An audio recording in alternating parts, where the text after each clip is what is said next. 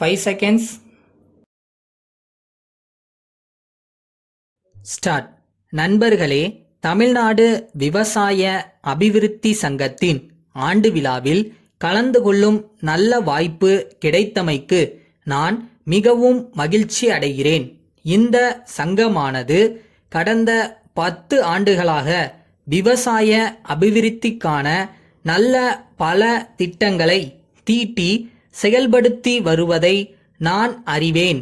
நாட்டு மக்களும் நன்கு அறிவர். சங்க நிர்வாகிகளை நான் மனதார பாராட்டுவதுடன் சங்கத்தின் பணிகள் மேலும் மேலும் சிறந்து விளங்க வேண்டும் என்றும் வாழ்த்துகிறேன். விவசாய அபிவிருத்திக்கு தேவையான எல்லா அம்சங்களையும் பற்றி தகுந்த ஆராய்ச்சி செய்ய வேண்டியதன் அவசியம் நாட்டில் உணரப்பட்டு வருவது நல்லதே ஆகும். அண்மையில் இந்திய விவசாய ஆராய்ச்சி கழகத்தை சேர்ந்த பெரிய அதிகாரிகள் கொச்சியில் ஒரு கருத்தரங்கிற்கு ஏற்பாடு செய்தார்கள். இருக்கக்கூடிய நிலம், நீர் மற்றும் இதர வசதிகளை கொண்டு எப்படி விவசாயிகள் உயர்ந்த அளவு பயன் பெற முடியும் என்பது பற்றி பரிசீலனை செய்தார்கள். விவசாயம், பொருளாதாரம் மற்றும் வளர்ச்சி இவற்றுக்கு பொருந்தும் வகையில் குறிப்பிட்ட சில துறைகளில் ஆராய்ச்சி செய்வதற்காக சிறந்த ஆராய்ச்சி கூடங்களை நிறுவுவதற்கு ஏற்பாடு செய்ய வேண்டும் என்று முடிவு செய்தார்கள்.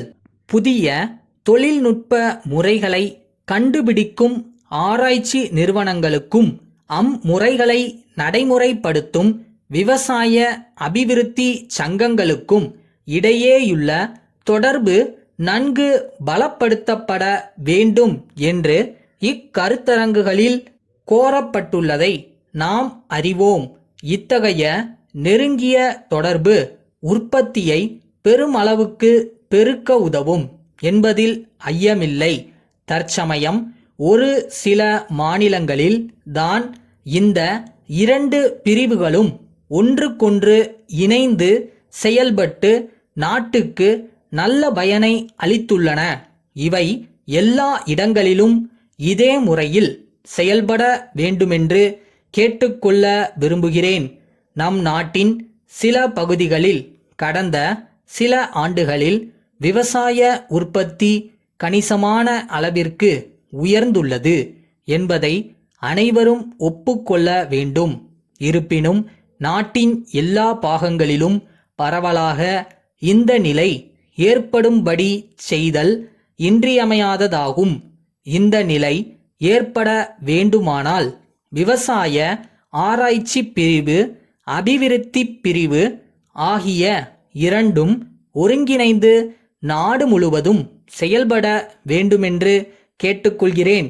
இவ்விரண்டு பிரிவுகளுக்குமிடையே நெருங்கிய தொடர்பு ஏற்படுவதற்கு தடையாக உள்ள அம்சங்களை கண்டறிந்து அவற்றை நீக்குவதற்கான உடனடி நடவடிக்கைகளை எடுப்பதும் அவசியமாகும் என்பதை சுட்டிக்காட்ட விரும்புகிறேன்.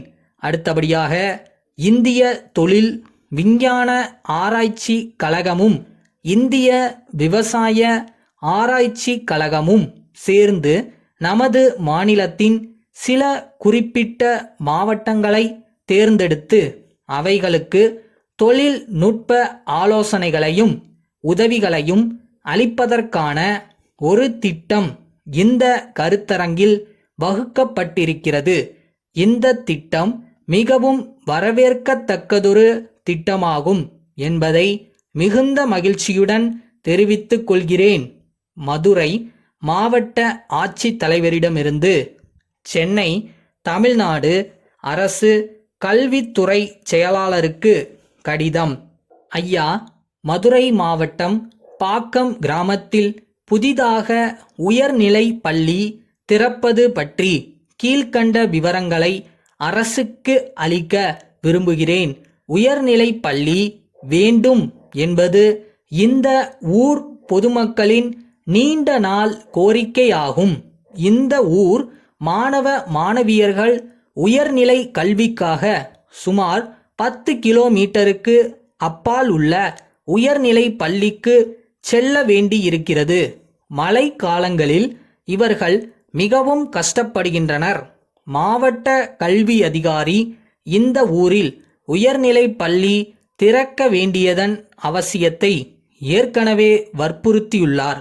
பள்ளி திறப்பதற்கான நிபந்தனைகளில் ஒன்றான ரூபாய் 10,000 மாவட்ட நல நிதியிலிருந்து செலுத்த முடிவு செய்யப்பட்டு இருக்கிறது.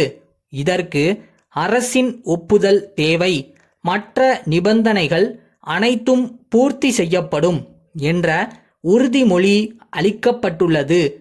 ஆகவே மேற்படி பாக்கம் கிராமத்தில் வரும் கல்வி ஆண்டிலிருந்து புதிய உயர்நிலை பள்ளி ஒன்றை திறப்பதற்கான உத்தரவுகளை பிறப்பிக்கும்படி கேட்டுக்கொள்கிறேன்.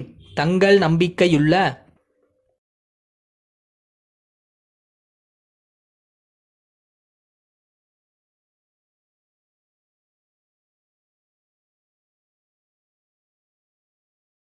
உங்களுக்கானது உங்ககிட்ட வரும். அதை யாரும் எடுத்துக்க முடியாது. ஸோ உங்களை நீங்கள் நம்புங்க. உங்களால் எவ்வளோ முடியுமோ அவ்வளோ எஃபோர்ட் போடுங்க.